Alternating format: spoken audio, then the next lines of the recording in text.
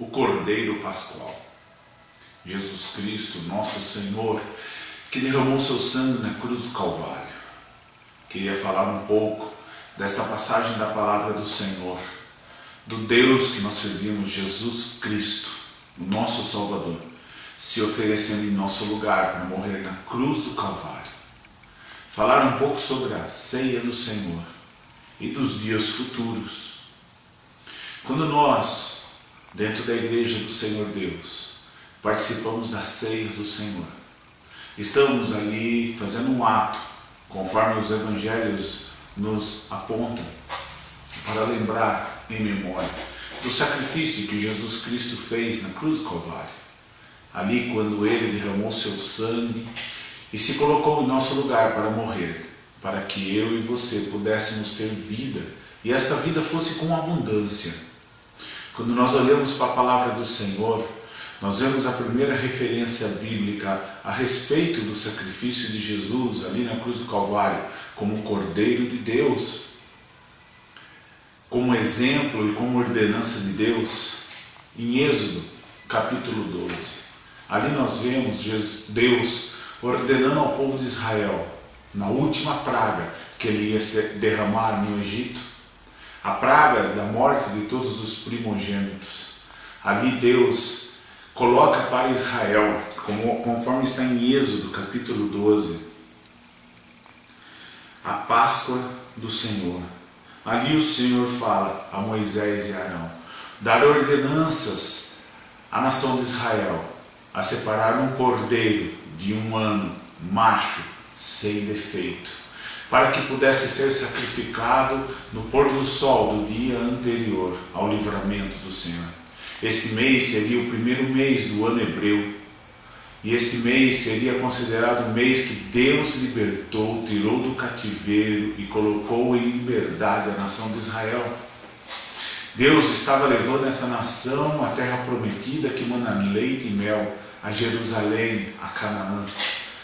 Para nossas vidas hoje, Deus está nos levando sim para a Nova Jerusalém, para a Canaã celestial.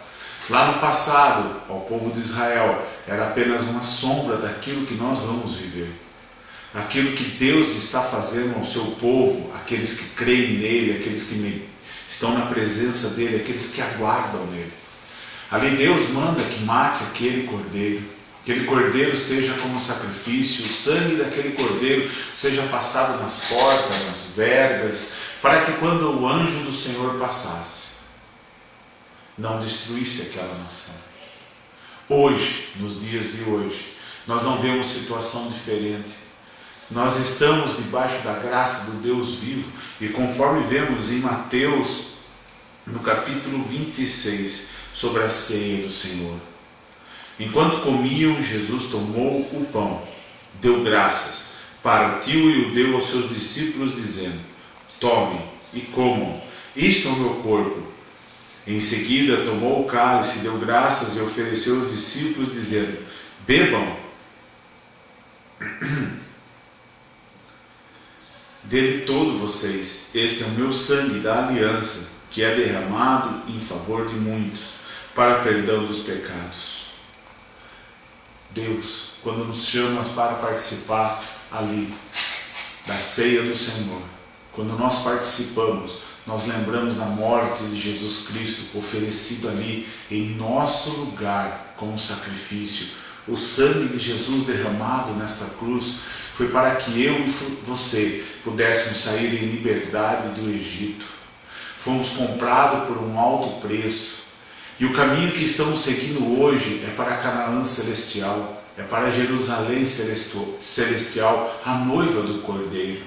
Nós estamos seguindo este caminho no meio do deserto, que é o mundo que estamos hoje, das lutas, das afrontas, dos desesperos. Não é diferente da época do povo de Israel. Nós estamos sim caminhando dentro deste deserto, dentro das situações que nos afrontam, das dificuldades. E nesse deserto Deus quer ver quem tem a capacidade de entrar nele, na Nova Jerusalém. Naquela nação de Israel, dos que saíram do Egito, apenas 2 entraram. Apenas Josué e Caleb conseguiram entrar na terra prometida. Todos os outros morreram no deserto, sem conhecer a terra prometida, sem conhecer a terra que manava leite e mel.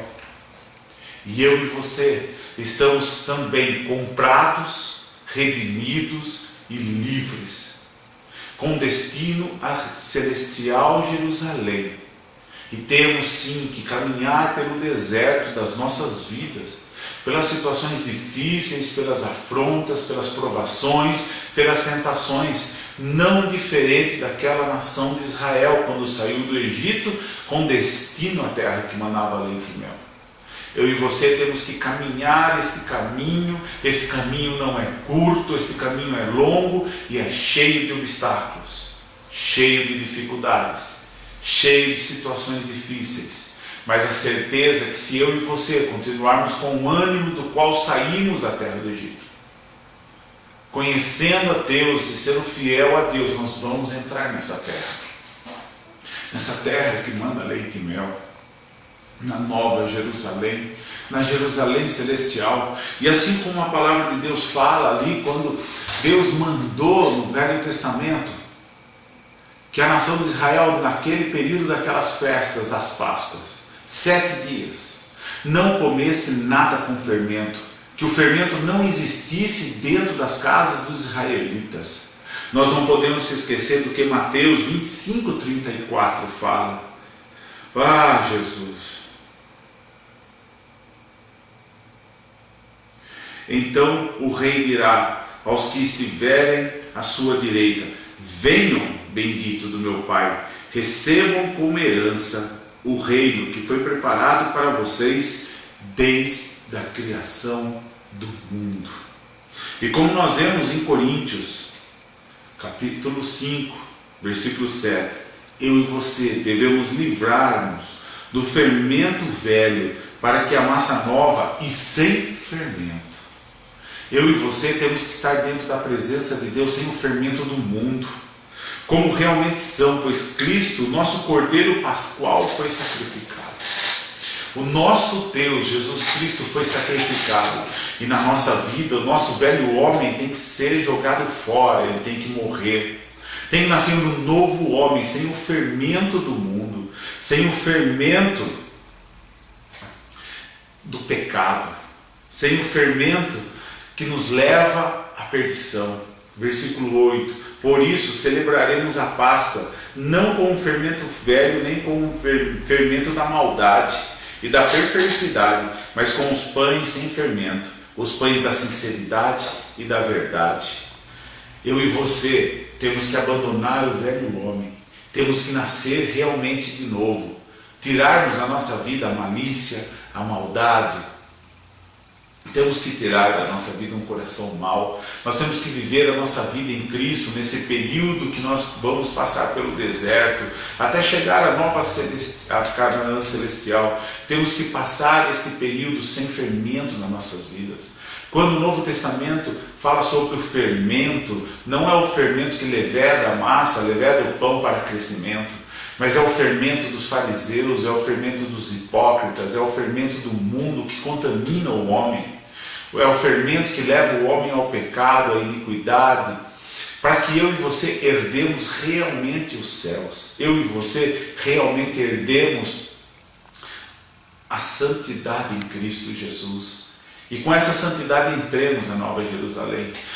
Na Bíblia, nós temos 3 situações de festas, de bodas, de Páscoa, de celebração da mesma situação.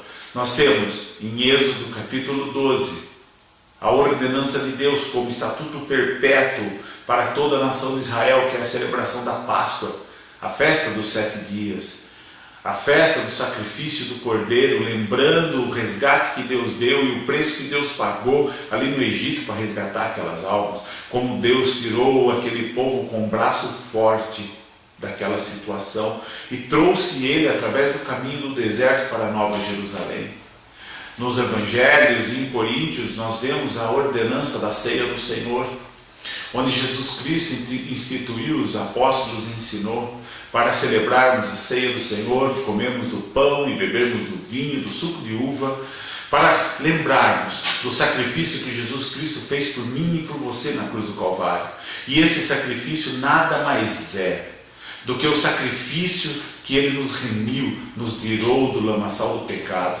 Foi nesse sacrifício, foi nessa Páscoa, onde Deus falou para os discípulos: vão, preparem lugar.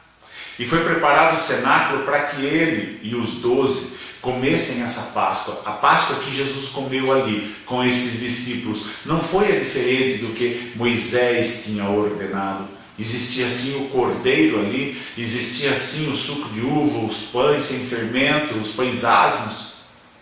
Jesus Cristo foi ali celebrar a Páscoa, e como os judeus que eram seus discípulos, os seus apóstolos, eles prepararam a Páscoa tradicional. Mas Jesus, no meio daquela Páscoa, no meio daquele evento, no meio daquela celebração, Ele toma o pão nas suas mãos, rasga-o e fala: esse é o meu corpo, que é rasgado por vós. E pega o suco de uva, simbolizando o seu sangue, o sangue da nova aliança, que é derramado por muitos, que é derramado por vós. Ali Deus, exemplificando o cordeiro pascual de Êxodo, se colocou no lugar para ser oferecido como libação, ser oferecido como sacrifício e ser oferecido como libertação para mim e para você. E ainda tem uma terceira Páscoa do Senhor, que é a Páscoa que está em Apocalipse 19 todo. Mas eu quero me ater do versículo 6 ao 9, que é as festas do Cordeiro. É aquela que eu li em Mateus 25, 34, vinde benditos do meu Pai. Então o rei dirá aos que estiverem à sua direita: venham benditos do meu Pai, recebam como herança o reino que foi preparado para vocês desde a criação do mundo. Em Apocalipse capítulo 19 começa assim: então ouvi algo semelhante ao som de uma grande multidão, como o estrondo de muitas águas e fortes trovões, que bradava: aleluia, pois reina o Senhor, o nosso Deus, o Todo-Poderoso. Regozijemo-nos, vamos alegrar-nos e dar-lhe glória, pois chegou a hora do casamento do Cordeiro Pascual, que foi oferecido em meu e seu lugar, e a sua noiva já se aprontou. A igreja de Cristo já está pronta, o Cordeiro já está à porta esperando a noiva entrar. Para vestir-se foi-lhe dado linho fino, brilhante e puro. O linho fino são os atos justos dos santos. E o anjo me disse: escreva: felizes os convidados para o banquete do casamento do Cordeiro. E acrescentou: estas são as palavras verdadeiras de Deus. Eu e você, eu tenho certeza que nós queremos estar nas bodas do Cordeiro, naquela festa de júbilo, 7 anos para a glória do Deus vivo, sendo apresentados como santos diante do Deus vivo, recebendo novas festas, novos nomes, a coroa de glória, e podermos assentar com Cristo no seu trono, assim como diz a palavra do Senhor. Eu e você queremos participar sim das bodas do Cordeiro. Eu e você queremos sim participar ali da festa celestial que vai recepcionar os santos no céu, para cada um receber o seu galardão. Eu e você queremos sim estarmos nessa grande festa, na festa das bodas do Cordeiro, do casamento de Cristo como Cordeiro Santo que remiu a sua igreja, Ele recebendo esta igreja nos céus como festa santa. Não podemos esquecer dos nossos propósitos. Eu e você estamos neste mundo caminhando como se fosse um deserto, para chegarmos a celestial Canaã, ali onde estaremos ataviados, preparados para ser recebidos pelo Cordeiro de Deus que tira o pecado do mundo. Vamos, irmãos, vamos entender que a palavra do Senhor não é somente bênçãos, prosperidade, mas vamos observar a palavra de Deus no que realmente ela nos conduz, que é nós ao reino de Deus. As demais coisas sempre serão acrescentadas quando nós estivermos realmente íntegros e fiéis ali na palavra do Senhor, caminhando sim através do deserto, mas com direção para Canaã celestial, para Jerusalém celestial, aquela que descerá ataviada e pronta para o seu noivo. Creia nisso, se prepare, ande, tire o fermento da sua vida para estar preparado para aquele grande dia, que é o grande dia do Senhor, como está em Joel capítulo 2. Em nome de Jesus, eu desejo a você uma rica semana, um rico dia, e que Deus venha dar entendimento a nós para compreendermos a palavra do Deus vivo. Amém.